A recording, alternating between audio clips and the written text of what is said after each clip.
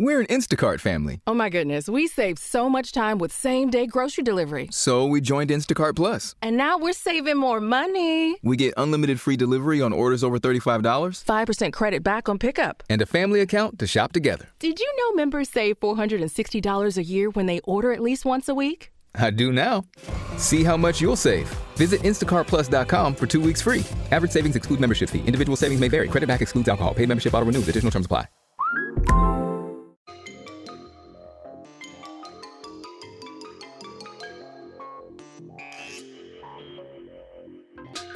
Percolate on a particular mix of odd and inspiring news headlines in Wendy's Coffee House. Newsmakers with a penchant for the unknown, unexplained, and unusual share their experiences with UFOs, ghost encounters, near-death experiences, and more for your own unique blend of Wendy's Coffee House Curious. And now, here's Wendy. There's so much going on. It's hard to narrow the focus, or at least in my world. And plus I get inundated with lots of books and lots of authors and lots of invitations and all that. So I have to narrow it down. And the good thing is the go-to is always UFO. Right next to Bigfoot. And beyond that, Loch Ness Monster. And, well, you know, fairies and gnomes and elves and oh my. That's why I'm here in Kansas, the land of Oz. The other thing that I want to say is I really appreciate people who know my vices. My husband ordered a shirt for me from Eddie Bauer. Eddie Bauer does have a sense of humor, and I've worked there for a few years. So occasionally it would creep out in their T-shirts. The latest one is Nessie. So yes, I will have that very shortly. Anyway, there's a wonderful book out that I just discovered that has all of with Nick Pope talking about a lot of the UFO stuff coming out recently and all the focus now on what's in the archives. I really, really was thrilled to find the book from Four Corners Books, and this is a hardback, and it's the UFO drawings from the National Archives by David Clark. And what is so nice about this is you see people, the real, concept drawings of what they think they saw with the colors. And if they don't have that, then they have a diagram or an explanation, and then how the Ministry of Defense, how they followed up. And a lot of times they would say, well, this is a local issue, so you'll have to go to them. Or this is a health issue, so and sometimes, right, there was nowhere to go with that. But one of the fun things in this is the classic picture of the little girl seated in a beautiful pastoral scene, like a park somewhere, and the grass is green. She's got just adorable. And this is the picture they took in 1964. And Jim Templeton took it of his 5-year-old daughter, Elizabeth. And they didn't see anything at the time. But when they had this thing developed, right behind her on the back, just right behind her head, and this is what the Photoshop saw, and they said, that's such a wonderful photograph, but it's rather spoiled by the big man behind her. And there is somebody who looks like it's a figure dressed in white with a helmet of some kind. It looks like an astronaut. I mean, how we would view an astronaut standing behind her in the picture. And so he tried to get, of course, this was a big deal at that time. And they call it the Solway Spaceman. And the thing about this is that he was also visited by 2 mysterious men dressed in black suits and bowler hats. They drove away in a brand new Jaguar. And they had asked him where the photograph was taken. And they said that they like number 27 and number 26, like, K and J. And then they said that they were from the ministry. Now, that wasn't ever followed up on to find out where. And they don't mention it in the files. So the files that the ministry has don't refer to these guys. But over the years, they were unable to figure out what ever came of this, how it happened. And when he died, the dad who took the picture in 2011, he said, it's up to you to draw your own conclusions. I'm sure someone out there knows what it was and where it was from. So that's one of the fantastic little gems that's in this book. And I thought we're going to be talking with this is one of the classic and original 1950s ET UFO kind of the big brothers are here encounters, and he was incredibly famous at the time. And we're going to go into the background of why with George Adamski. And the reason is because he had a lost novel that has been recovered, hasn't ever been released before, and Gerard Aartsen has gone back and done the homework on this, and he does a lot of this kind of stuff, so it's not like his first rodeo. But at the same time, we're going to have to refresh everyone into the background, because there were a lot of contactees in the 50s who had encounters with what they described as beings, real people, in the flesh or in the spacesuit. And that was what was so fascinating about that time, that it wasn't just a one thing, it was multiples. Because here we had George Van Tassel, and we had some other very recognizable names if you go back and look at the Weekly World News and stuff like that. There they were. So Gerard's on the phone listening to me give this wonderful explanation. Does any of this make sense to you? I mean, you've been covering this for a while. Yeah, I've been writing since, starting with articles since 2008, and my first book, I ventured into attempting my first book late 2009, which came out in 2010. And it was my first book was about George Adamski, in fact. Like you said, it wasn't a novel that I rediscovered. It was his first book of teaching from 1932. George Adamski, of course, is known for his books Flying Saucers Have Landed, which he co-authored with an Irish author, Desmond Leslie, and even more Inside the Spaceships, about his own experiences and contact with people from space in flying saucers and motherships. And Inside the Spaceships came out in 1955. And those two books are the ones that he's most famous for. And a lot of people knew that he had been involved with some little-known organization, the Royal Order of Tibet, in the 1930s, but not much was known about it, other than one publication, Wisdom of the Masters of the Far East. And then last year I came across his very, very first small volume of teachings, The Invisible Ocean. And that's what you published in the book, and this is The Lost Debut Recovered. It's and in the Sea of Consciousness. And you've also added your information in here as well, and trying to connect the dots and see how relevant this is even after this long period of time. The stuff that he was talking about is actually, and that's, I think, where we tie into it. What has, because of his teachings and his beliefs and his ideas, has really withheld the test of time? Well, I think it's important that people know and remember that since the 1950s, George Adamski's story, George Van Tassel's story, Howard Menger's, Bart Nelson's, Truman Betham's, and many of those other early contactees, they had very, very similar experiences and accounts of their experiences in books and lectures, and they generated a massive interest among the public. And the gist of the message that they were told by the contacts from space was, on planet Earth, you have to work together in order to avoid self-destruction, self-annihilation. We have to remember it was in the middle of the Cold War. The United States and the Soviet Union were pitted against each other and in an arms race that we still feel the consequences of, in terms of nuclear weapons all over the planet. And if someone goes berserk and presses the wrong button, things could still get completely out of hand as a result of that Cold War in the 1950s.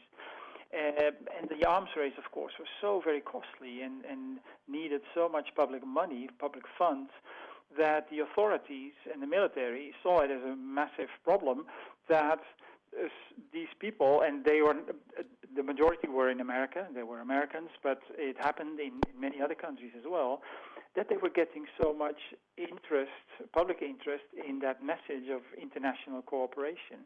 So that's when they started this whole disinformation campaign. And the result is, of course, people know very well that nowadays the narrative mostly is about abductions and probes and experiments, hybrid breeding, and all those things.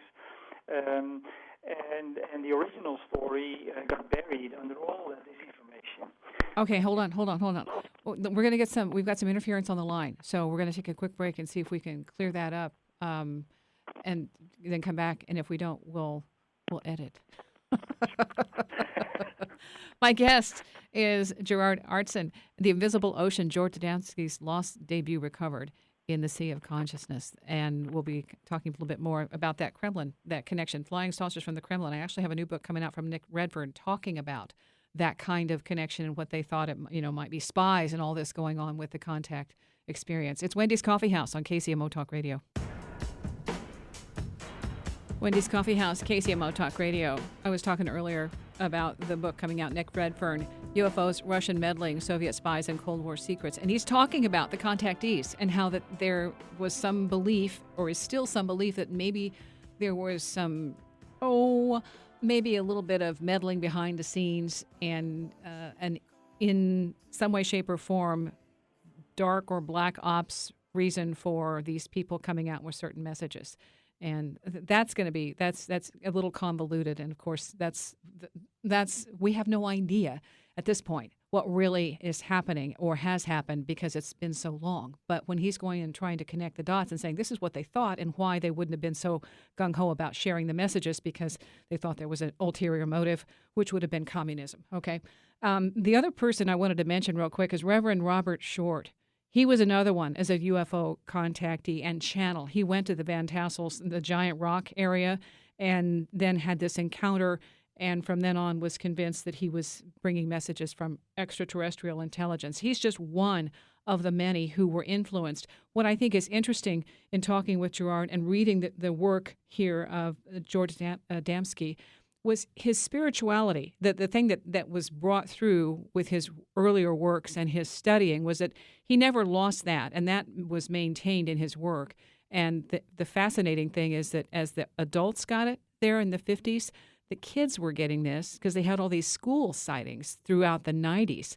So I think that message continued, and if the adults didn't get it, they were going to get it with the kids. So that's kind of, one of those fascinating things. And one of the movies that's coming out about that will be talking about the 1994 experience. I think that John Mack went in and studied with the children who saw this. I don't know. They keep changing the date on when it's going to be put out. And I'm trying to remember now. I just blanked on the name. Ariel phenomena. Yeah, there we go. Gerard, have you ever heard of the kids who have had these experiences, encounters, because they're all over the world, the schools that they've seen these sightings with multiple children? Well, in my book, Priorities for a Planet in Transition, I have an addendum to my first chapter, and in it I give a rather random overview of sightings by children at schools, one in Africa, was it South Africa? Yeah, no, Zimbabwe, I believe, in 1994. And several other sightings by kids. One was in Australia, a very famous one in the 1960s, Westball. And the kids there were told, you didn't see anything and you're not supposed to talk about it. Right. They'll think we're nuts. Yeah. So yes, it's well known that kids have been having sightings all over the world. Yeah. And it's interesting, actually, that you mentioned the spirituality aspect of George Adamski's information, and actually the same goes for many of his fellow contactees from the 1950s, and many people after them, because the booklet that I uncovered, The Invisible Ocean, and which I republished in my book, The Sea of Consciousness, just last April, shows that his teaching was actually consistent throughout his life. And because when we talk about spirituality, we're talking about the evolution of consciousness. Spirituality is about expanding, growing our consciousness to include more and more of life and the world around us until it includes the other, so that we understand their needs, and we can learn to live together and cooperate for the general good. And The Invisible Ocean, Adamski's first booklet, shows in the most beautiful and the simplest terms how we could picture this as an ocean with different strata of different levels of atmospheric pressure. And the creatures at the lower strata, they're bound to their own area, and as you progress on into the higher strata of consciousness, you become freer and freer, and you can move around from top to bottom, so to speak. And it is such a appealing vignette, so to speak, symbolic representation of what is now confirmed by systems science. Systems science is a relatively new discipline in science, where they bring together the latest insights from many different scientific disciplines, including astronomy, biology, you name it, quantum physics. And the latest findings, which I use to put Adamski's earliest teaching in context, are almost literally, but then in scientific terms and based on scientific findings, what Adamski wrote in his first booklet. So it's really interesting, and also interesting to see how that played throughout his life. It is in harmony with the messages that he got from his space contacts, and it is certainly in line with his later philosophical treatises after he sort of stepped out of the flying saucer area in his writings, and focused on teaching again the way he started his career as a teacher. When you write the book, and I'm going to go into page 56, and we were talking, that's where you're talking about the physical oceans and the between the floor of the oceans, strata, the different vibration, but goes into Ervin Laszlo and talking about the documentary, the PBS documentary from his books, The Intelligence of the Cosmos and What is Reality.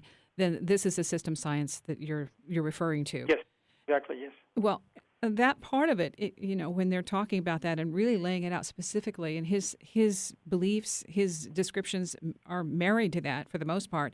Then they go into some, and you're talking about when he's being asked if the space people are spirits. And no, he says no, they're not. And but I think that's what people have a tough time understanding when they haven't experienced it, that somebody could actually have an encounter. Yes, and it requires a little knowledge that has been esoteric until fairly recently. But if we imagine that the molecules, the H2O molecules in water, that they vibrate at a slower rate when water freezes over and it becomes solid and you can walk on it or hold ice skating competitions on it. And in water, they are vibrating at their regular rate of vibration, and it's liquid. And when we cook it, then it becomes vapor because the molecules are moving even faster. Mm-hmm. And in the same vein, subatomic particles, and I also read this actually in Ervin Laszlo's work. And in other avant-garde scientific experiments, apparently subatomic particles vibrate at higher levels, at higher rates of vibration beyond our visible range. Mm-hmm. So it doesn't, what we know as physical reality, and therefore call reality, and we have a difficult time imagining that there's more beyond what we can see. But that is apparently where life plays out for the most part. If we remember that science itself says it cannot account for 96% of the universe. Yeah. Based on calculations of the estimated mass of the universe. 96% cannot be pinpointed. It cannot be found. So there's every reason to believe that there's higher planes of existence that fall outside our range of vision. Just as light and sounds all exist in frequencies that our ears and our eyes cannot register. Okay, we're going to continue when we come after the break. The fireflies mentioned by John Glenn, and then the radiation surrounding the Earth, the Van Allen belts. How does that factor in with the contact experience of George Adamski? Okay. My guest, Gerard Aartsen. The Invisible Ocean, George Adamski's lost debut novel, recovered. Actually, debut writing, I should say. And In the Sea of Consciousness, which goes along with that, talking about we're more than just the body. And the OBE people and NDE people can say, yes, that's absolutely correct. I want to talk about that a little bit more. Experiences beyond the body. KCMO Talk Radio, Wendy's Coffee House. Wendy's Coffee House, KCMO Talk Radio. One of the earliest contactees, really famous contactees, George Adamski. And, you know, you can Google all you want, and there's all tons of information out there. But I wanted to go back in part of the book that Gerard's prepared with In the Sea of Consciousness, which is part of his book. He includes that Invisible Ocean, George Adamski's lost debut. The fact that when this was happening, people were saying, well, this is fiction, it's a dream, it isn't real, it's just an out-of-body thing. But the amazing thing that we know from like William Buhlman and some of the guys who are doing this out-of-body research, OBEs, and Joe McMoneagle, they teach you how to do it. That this stuff, just because you don't have the body with you, doesn't mean you can't get information and access it. So one of the things that I really appreciate Gerard for including in this is the stuff that kind of validated some of George Adamski's experiences, and that's why I mentioned the Van Allen belts and the fireflies in space. Can you refer to that? Yes, these are references that are well known, and especially Desmond Leslie, in a commentary about George Adamski, mentions these things as indications that what Adamski wrote, long before we had astronauts up in space. Adamski described things like the bands of radiation, which we now know as the Van Allen belts, and the fireflies in space that astronauts say they witness. And what I admire so much about Desmond Leslie, Adamski's co-author of his first book about UFOs, is that he understands the spiritual aspect of the UFO phenomenon. He even writes in his commentary that just because they may have been, or some of Adamski's experiences may have been out of body experiences, it doesn't make it any less true. He says it is the consciousness and not the body that is the self. And that is exactly the thing that modern humanity, modern men and women, that we in modern science find so difficult to wrap our heads around. And that is the crucial thing in properly understanding the UFO phenomenon, because so many people focus in on the nuts and bolts. If I don't have a piece of metal to touch, or if I don't see a disc for myself, then I can't believe it. Right. That's fair enough. But that doesn't mean that people didn't experience the things that they experienced. Mm-hmm. And the question you asked me earlier about the states of being out of our physical reality.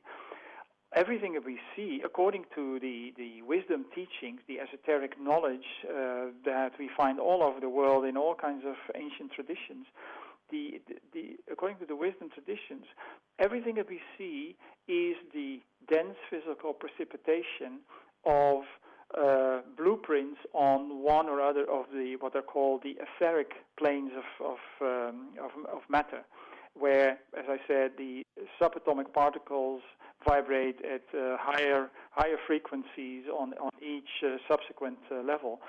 So it is about broadening our understanding of reality and broadening our vision in order to get to understand that Adamski and Van Tassel and many of their fellow contactees claim that their contacts were from the other planets in our solar system.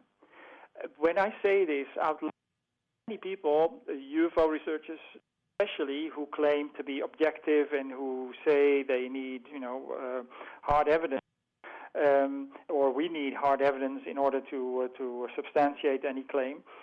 They laugh at me because, science has proven that life is not possible there. But what we're talking about then is dense physical life in dense physical forms, carbon-based. Yeah. But life expresses itself as waves of consciousness that go through an evolution, the cycles of evolution.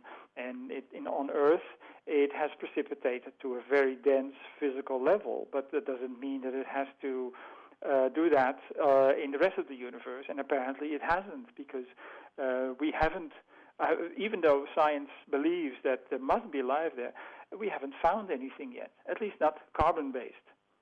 But doesn't mean there's no life. Right. It doesn't mean evolution or no consciousness is going on. Quite the contrary, as the latest insights from system science shows now. And I would really recommend people who are interested in this to read Professor Laszlo's book, The Intelligence of the Cosmos. It's such an eye-opener.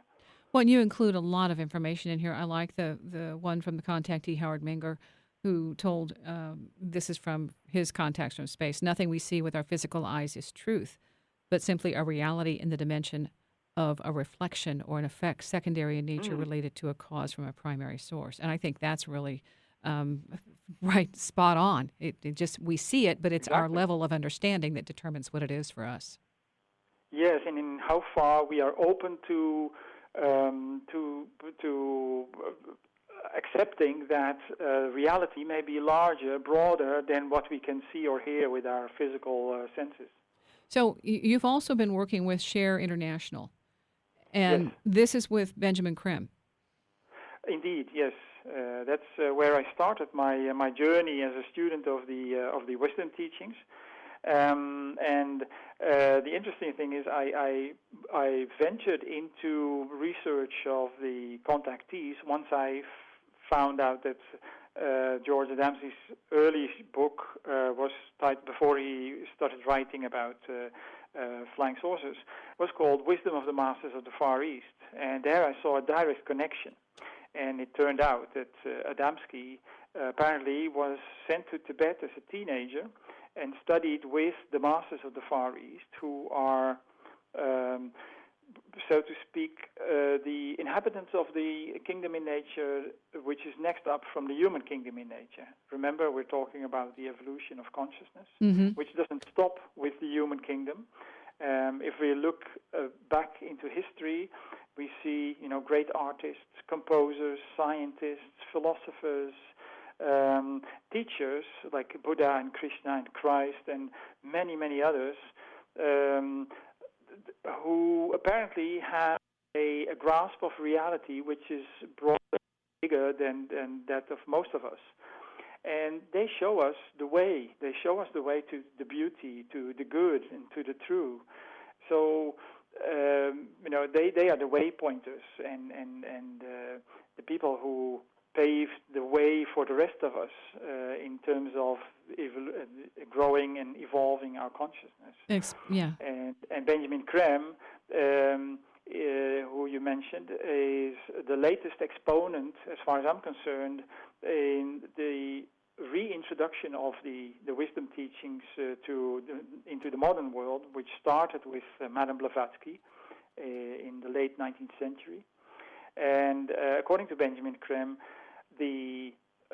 or a large number of those who make up the spiritual kingdom on this planet have or are in the process of returning into the physical aspect of our lives, so that they will be known once again. They've never left this planet, but they have been living for the past 100,000 years, more or less, in the remote mountain and desert areas, and have given humanity the opportunity to find our way and develop in a way that would not have otherwise been possible.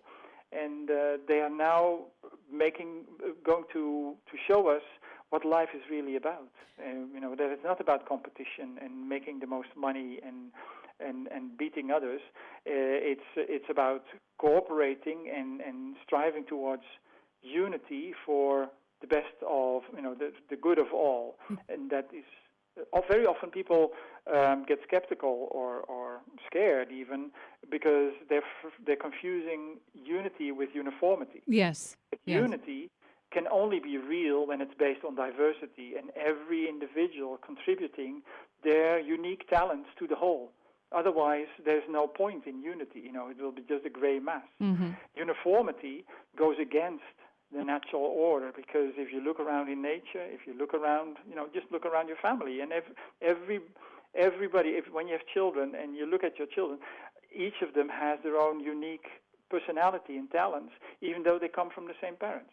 Okay, hold on. The same is true for nature. Hold on. We're going to have to take a break. We're going to come right back, and we'll talk about that. And then the other factor is the UFOs around the planet. Yes. Okay. All right. So stick around. It's Wendy's Coffee House, KCMO Talk Radio. What is the explanation? Who knows? Wendy's Coffee House, KCMO Talk Radio. Thanks for tuning in. I appreciate your time. If you miss any of the information on the show, I'm going to be putting links on the blog, Wendy's Coffee House, just so you can follow along, catch up, or do your own research and dive in. Because once you open this little potato chip thing, you're going to at least want 2 or 3 more bags. It's just not one. Because it's fascinating, and it comes from all different directions. And so Gerard Aartsen also he does presentations, and you can check out his website, vgapublications.nl, and that'll give you some more information about his background. He does focus on consciousness and what this is about and how this is helpful in expanding our awareness and kind of upgrading our intelligence, saying there's more here than just the physical. And you were talking before we went on the break about the mistake and the fear that unity means uniformity. And I think that's absolutely correct. That's what people are like. They're stuck with that. That's not true. Mm-hmm. And that's why they're so afraid to reach out and cooperate internationally. We've seen that since the end of the Second World War.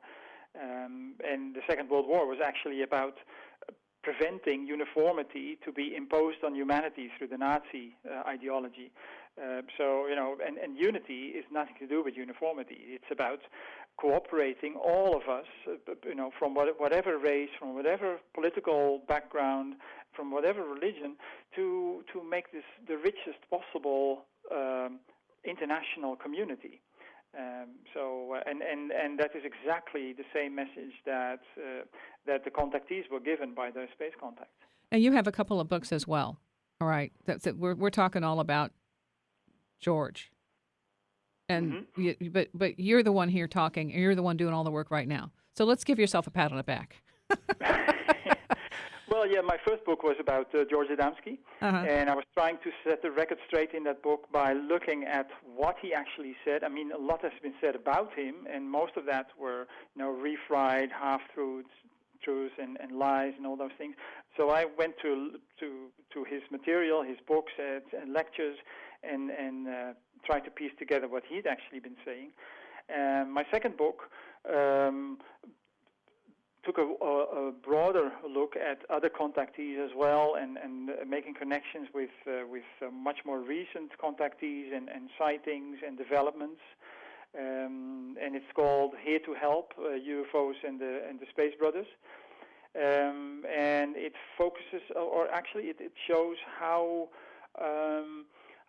the message from the original contactees reverberated across the planet, and it happened in Italy, it happened in Europe, in so many places around the world. It wasn't a strictly American affair or a 1950s affair. And it actually, when you look at the message, it points to such a hopeful future for mankind if we manage to make the right choice when we come to that point where we have to make a decision. Are we going to fight each other to the death, or are we going to, like I say, reach out to the other, whoever that may be, to try and cooperate and create justice and freedom in this world for everyone, not just for the rich and those who can afford it, but for everyone, so that everyone can live in true freedom. Everybody talks about freedom, but nobody realizes that true freedom starts with freedom from fear and freedom from want. Well, if you're hungry, then what are you going to do? You're going to find food. That's the first thing everybody needs. Survival. And there's survival, exactly. So that's my second book. And my third book zooms in on that aspect even more, Priorities for a Planet in Transition. And there I bring together from mostly the original accounts of the 1950s contactees, enormous similarities in their accounts about descriptions of life on other worlds, and how that would be possible here. And I point to some experiments that have been going on our world, and again, a very, very hopeful message emerges. Priorities for a Planet in Transition, yes. And my fourth booklet, it's in print, but it's also free to download from my website, Before Disclosure, Dispelling the Fog of Speculation. And there I help, it has 3 essays more or less, and they are intended to help readers to see how infectious the disinformation campaign has been, to the point where we now hear about communist interference with or meddling with the messages from the contactees. Yes, yeah. Everything is done to discredit these original contact stories. It's amazing how effective that campaign has been. And in those 3 essays in Before Disclosure, I hope to give readers some tools to come to their own conclusions rather than rely on hearsay or fabricated disinformation. Well, one of the showstoppers when you do your YouTube videos is the 4 UFOs around the planet. What is the purpose? Well, these are 4 UFOs that have been specifically designed to alert our attention, humanity's attention, to the fact that the teachers for the New Age, new cosmic cycle of Aquarius, are returning into our everyday lives.